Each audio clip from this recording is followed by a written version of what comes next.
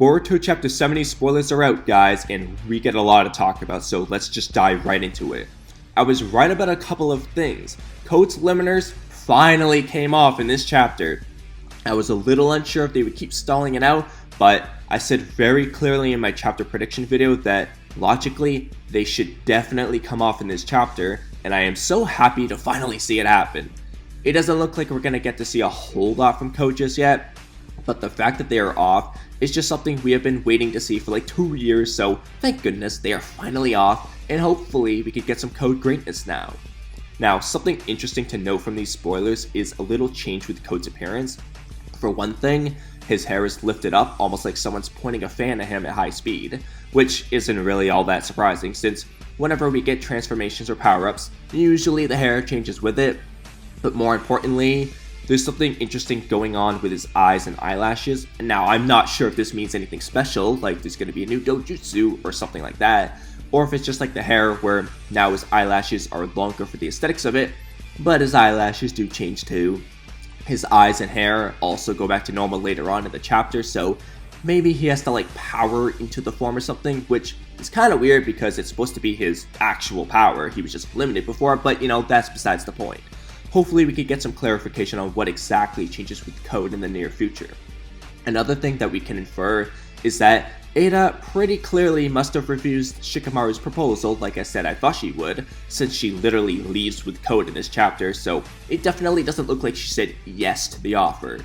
And based on the spoiler images, it looks to me like Code's limiters probably came off in the first half of the chapter, since after Eida says no to the offer, I think between her and Code getting to business finally, Amado probably just releases the limiters like he said he would back in chapter 56 if he was tortured. Something else we get to see is some panels of Kawaki talking to Sumire about his new karma seal, and then we see him rushing over to where Amado is. And Eida even tries to rush out of the leaf before Kawaki can get there, so he doesn't think she's the bad guy. So I'm gonna say for the people in the comments who said they thought Kawaki was after Amado, I think that seems the most likely now. Whether he was just gonna talk to Amado, punch him in the face, or actually kill him, that I'm not sure, but he was heading to where Amado was, not following Naruto or chasing after Boruto. We might still see a Boruto vs Kawaki battle later on at some point though, and I will talk a little more about that sort of thing later in the video. And another thing I want to point out right now is that we literally see panels of Eida manipulating Delta to attack Shikamaru because she was in love with Eida.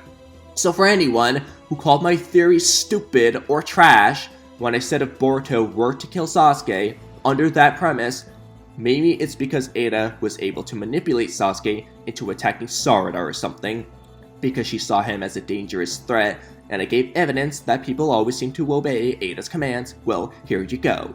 I get that Delta responded differently than Shikamaru in terms of the affection thing, but Amado explains that you can't do anything about it no matter what your response is in chapter 69, and Shikamaru even says that if he lets his guard down, he feels like he'll just give in. It doesn't seem like it's easy to resist Eida, and she wasn't even really trying to manipulate Shikamaru, she was just talking to him. If she had asked him to attack Delta, who knows, he might have had a harder time resisting, and he was already having a hard time as it was. I said it before, and I'll say it again. I don't think Eida has straight up perfect mind control or anything, but she very clearly has some level of influence on you, and I think we've seen enough evidence with this from Bug and Delta. And again, I'm not saying the whole Eida and Sasuke thing necessarily will happen, I'm just saying if Boruto were to kill Sasuke to fulfill Momoshiki's prophecy, I think that's how that's going down. Moving on, Code takes Amado with him back to Boru's hideout, and Eida follows him. And we get to see Damon again as he greets Amado lying on the ground in pain, and it's kind of nice to see Damon since we haven't really gotten a ton with him really, so I hope he at least talks a little bit with Amado and maybe we can learn something. Now, some of you might be on Amado Death Watch right now, but honestly, I'm not too worried for Amado just yet for a couple of reasons. Now, why might that be? Why? You ask, why?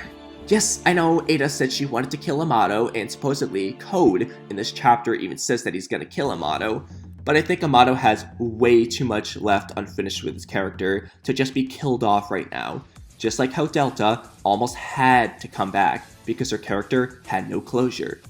By kidnapping Amado, they've already removed a huge leaf asset, so that aspect of things is already taken care of, but killing him right now just seems too soon.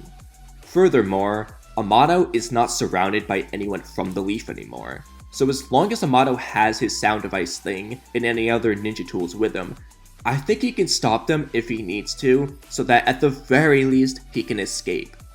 He might keep up the helpless act for as long as possible, but if they go in for the kill, I think he's gonna have to reveal something he has up his sleeve.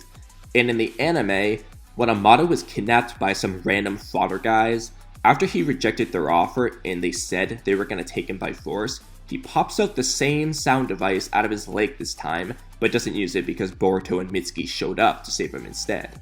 His outfit was different from the one he had when he fought Teen Inashikacho, so he might just have that tool with him at all times, and not just in that one outfit. Now, the drug in his gloves, maybe he needs the gloves, I don't know, but the sound device thing, it looks like he might just always have it. In any case, I don't think Amado's gonna die anytime super soon. I think he has some tricks up his sleeve still, and if he does die, well then I guess I'll just be wrong on that one. And lastly here, for those of you who thought we might get an Amado retrieval arc, I think you might be pretty accurate with that since the seeds have already been planted for it. Amado has been kidnapped, and Sasuke knows the location of Boro's hideout, but Eida and Code don't know that yet.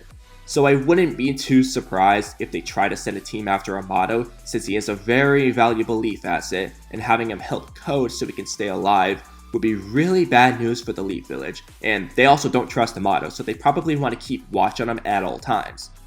And myself and others have said that the Code arc feels a lot like the Search for Tsunade arc, so they're probably going to want to mirror the Sasuke retrieval arc too, but this time it would be the Amado retrieval arc. Now, the remaining question is, where would Boruto vs Kawaki fit into all this?